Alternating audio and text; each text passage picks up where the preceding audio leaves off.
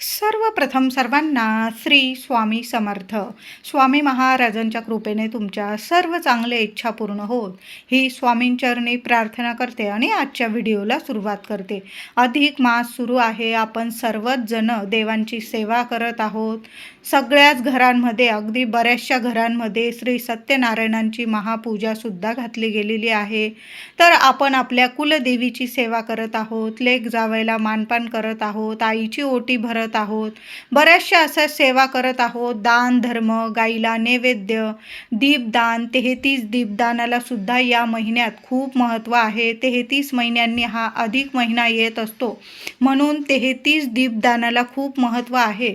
तर महिलांनो, कणकेचे 33 दिवे बनवून घ्या. नसल बनवता येत, मातीच्या पंत्या जरी घेतल्या तुम्ही तरीही चालेल. एक मोठं ताट घ्यायचं आहे आणि त्यात 33 दिवे नीट तेलाचे किंवा तुपाच्या दिव्यांना तर खूप महत्त्व असतं अधिक महिन्यात.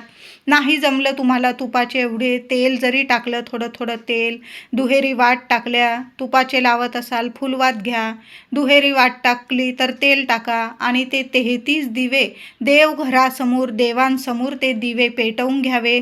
किंवा तुम्ही दीपदान देवळातच करत असाल तर घरातून दिवे छान तयार करून न्यावे, त्यावर एखादा कपडा झाकून न्यावा आणि ते ताट देवळात नेल्यानंतर तिथं तुम्ही दीपदान करू शकता. नाही जमलं सगळ्यांनाच, माझ्या महिलांना बाहेर जाऊन दीपदान करता, तर घरातल्या घरात सुद्धा, देवघरासमोर सुद्धा तुम्ही दीपदान करू शकता. कणकेचे दिवे बनवत असाल, थोडीशी चिमूटभर हळद टाकून घ्या. छान अशी कणिक मळून घ्यायची आहे. 33 एकमुखी दिवे बनवून घ्यावे. एखाद्या ताटात ठेवायचे आहे, तेलाचे किंवा तुपाचे लावायचे आहे. देवांसमोर नमस्कार करावा. पती पत्नीने ही सेवा करायची आहे. मुलांना सुद्धा घ्या आणि सहकुटुंब, सहपरिवार आपल्या कुलदेवी समोर, लक्ष्मीनारायणांसमोर असं दीपदान घरातल्या घरात जरी केलं ना तरीही चालेल. आता तुम्ही कणकेचे दिवे लावलेले असतील, मग तुम्हाला प्रश्न पडेल की एवढे 33 दिवे मग नंतर शांत झाल्यानंतर काय करायचे? तर देवांसमोर दिवे प्रज्वलित करताना मनातली इच्छा बोलून घ्यावी, दिवे प्रज्वलित करावे आणि नंतर ते शांत झाल्यानंतर एखादं पिंपळाचं झाड असेल तुमच्या घराजवळ किंवा जे झाड असेल तुमच्या घराजवळ, तिथे ते दिवे ठेवून यायचे आहे तुम्हाला. तर बघा, ते दिवे जसे जसे तिथले किडे, मुंगे, पक्षी खातात ना, तर यामुळे सुद्धा पितृदोषाच्या ज्या अडीअडचणी असतील ना त्या सुद्धा संपून जातील. म्हणजे बघा, दुहेरी पुण्य मिळेल तुम्हाला. तुम्ही दीपदान तर कराल, त्याचं पुण्य तर 33 पटीने तुम्हाला मिळेल. आणि जेव्हा ते दिवे शांत झाल्यानंतर, कणकेचे दिवे, कुणाचं तरी पक्षी असेल, किडे मुंगे, त्यांचं पोट भरेल ना, त्याचं सुद्धा पुण्य तुमच्या पदरात मिळणार आहे. म्हणून असं दीपदान जरूर करा. आता नाही कणकेचे दिवे बनवता आले तर सरळ मातीच्या पंत्या घेतल्या तुम्ही चालेल आणि देवघरासमोर किंवा देवळात तुम्ही दीपदान करू शकता. आता घरात दीपदान केलं, नंतर त्या पंत्या अगदी दिवाळीत सुद्धा तुम्ही वापरू शकता. नीट स्वच्छ धुवून वगैरे पुसून नीट ठेवून द्या, तुम्ही पुन्हा त्याचा वापर करू शकता. तर अशा पद्धतीने 33 दीपदान जरूर करा. तुम्हाला बाहेर दीपदान करायचं असेल तर प्रथम देवांजवळ, तुळशीजवळ, मुख्य दाराशी, खिडकीत वगैरे सगळ्या ठिकाणी दीपदान करा. मंदिर असेल, पिंपळाचं झाड असेल, आवळ्याचं झाड असेल, बेलाचं झाड असेल किंवा तुमच्या घराजवळ केळीचं झाड असेल, या सर्व प्रत्येक झाडाजवळ एक एक दिवा लावायचा आहे. उंबराचं, औदुंबराचं झाड असेल, लक्ष्मीनारायणाचं मंदिर, गणपती बाप्पांचं, देवी आईचं, भोलेनाथांचं जेवढे मंदिर असेल ना, तिथं तुम्ही 33 दिव्यांमधले जेवढे दिवे तुम्हाला लावता येईल ना तेवढे लावा आणि उरलेले आपल्या देवघरात लावा. आता नाही जाणं झालं बाहेर तर सरळ दिवे सगळे ताटात ठेवा आणि आपल्या देवघरासमोर, देवांसमोर प्रज्वलित करा. या दीपदानाला खूप पुण्यकारक, फलदायी ठरतं. म्हणून असं दीपदान या अधिक महिन्यात, अधिक महिना संपण्यापूर्वी जरूर करा.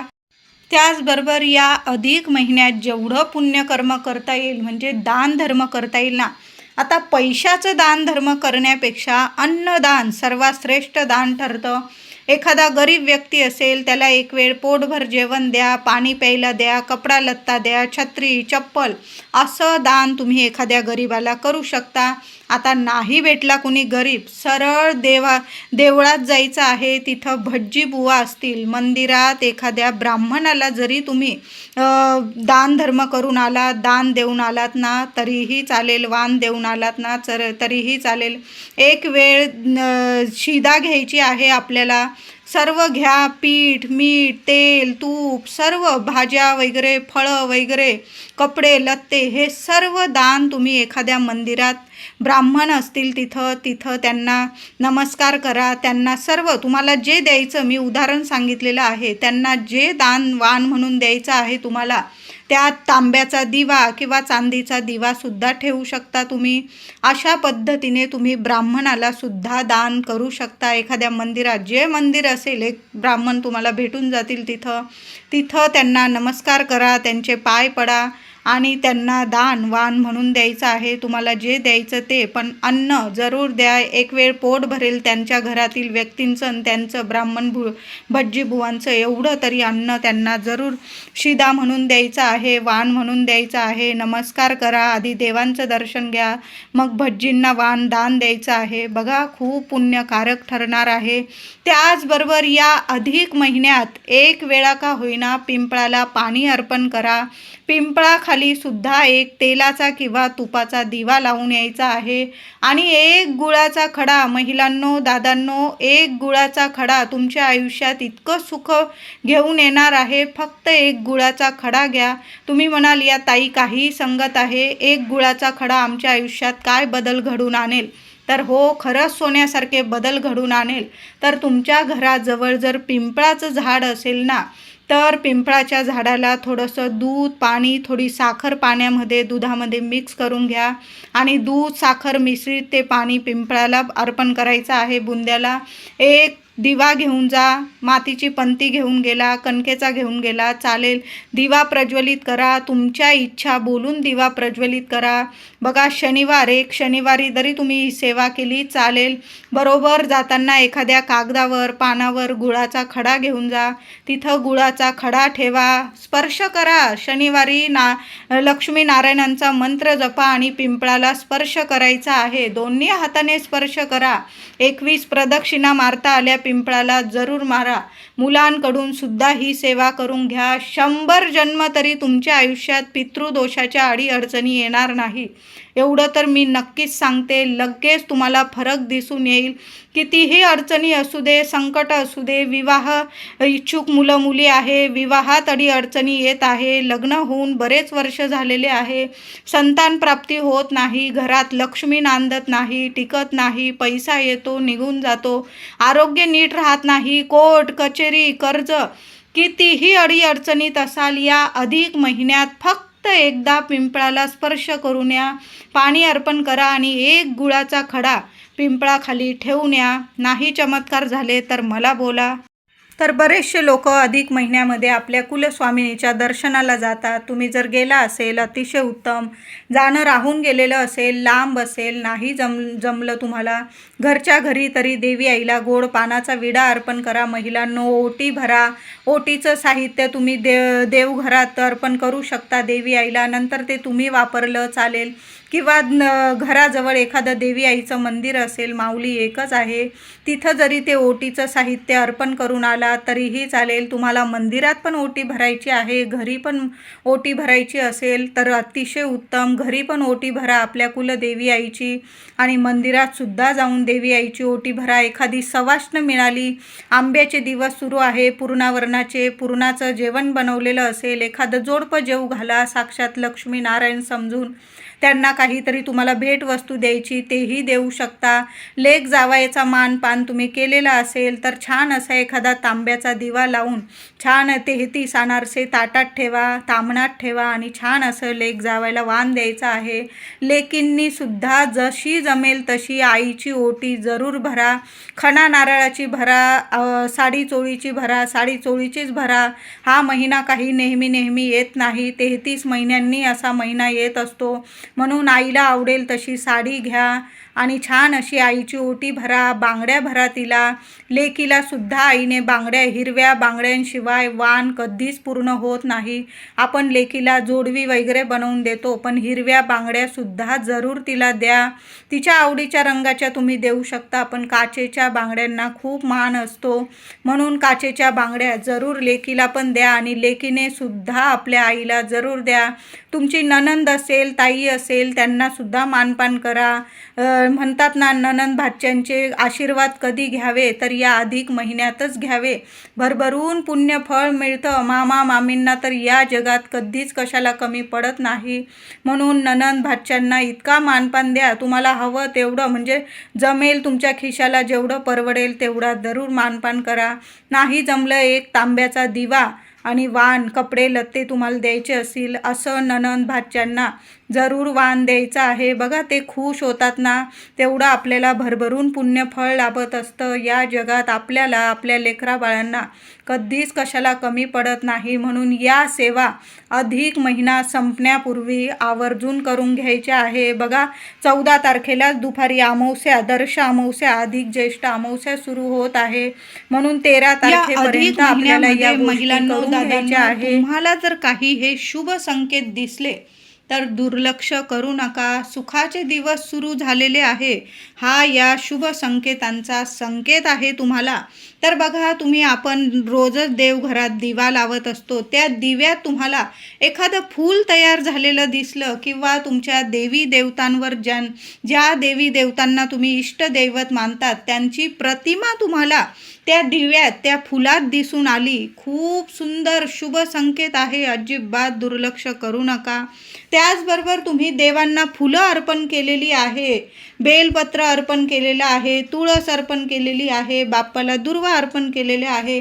अचानक एखादं फूल पान तुमच्याकडं येऊन पडलं तर खूप शुभ संकेत आहे. महिलांनो, कलशावरील नारळाला कोंब आला तर खूप शुभ संकेत आहे.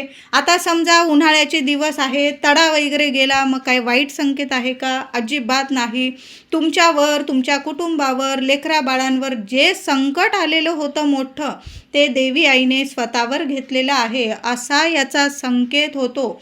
म्हणून घाबरून जायची गरज नाही. कलशाला कोंब आला तर अतिशय उत्तम, सोन्याहून पिवळं.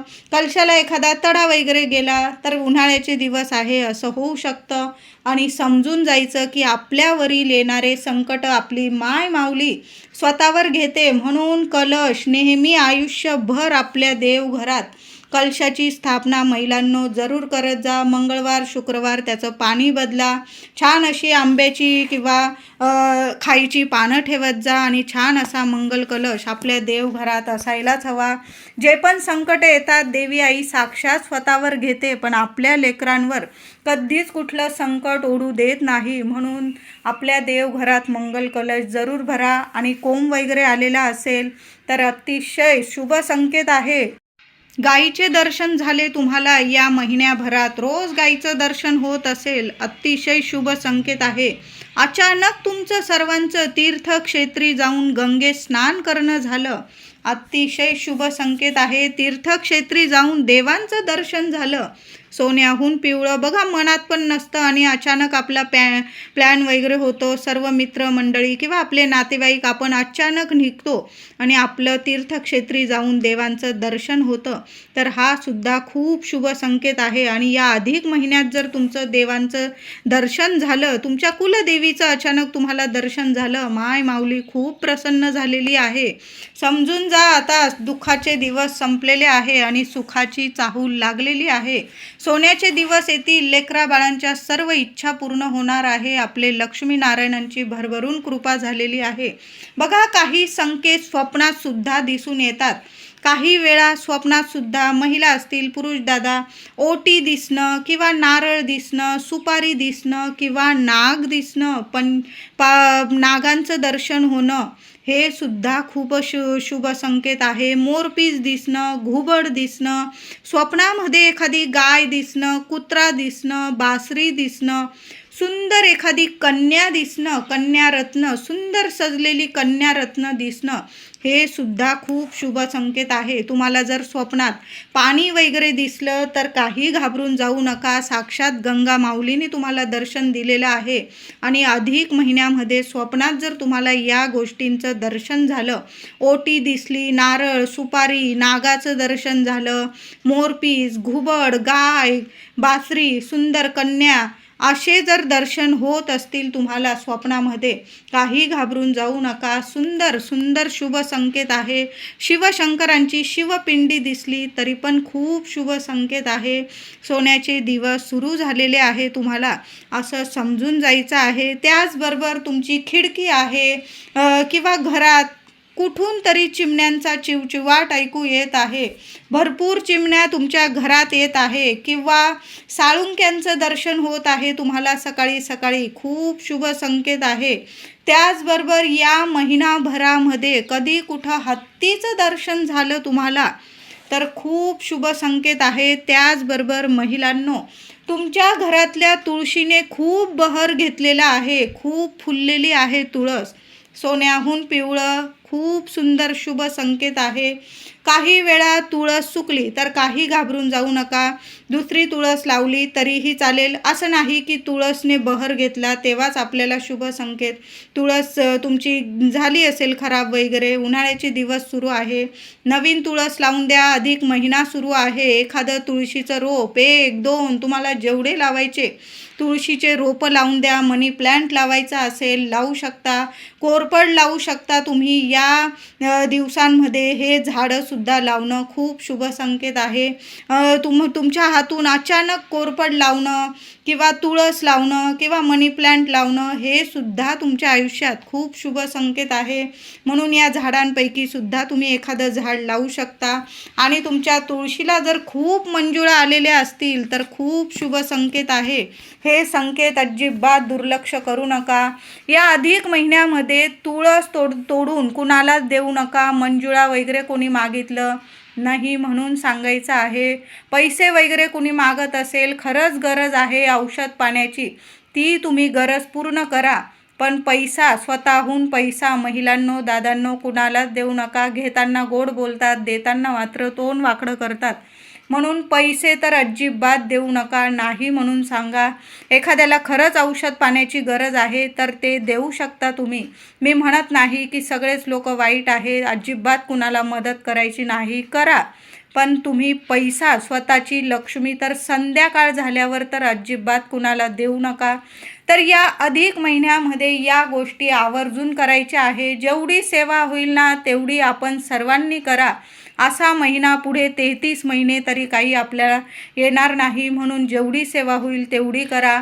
आणि या शुभ संकेतांपैकी एक जरी संकेत तुम्हाला आयुष्यात तुमच्या घरात किंवा स्वप्नात वगैरे दिसलेला असेल तर अजिबात दुर्लक्ष करू नका.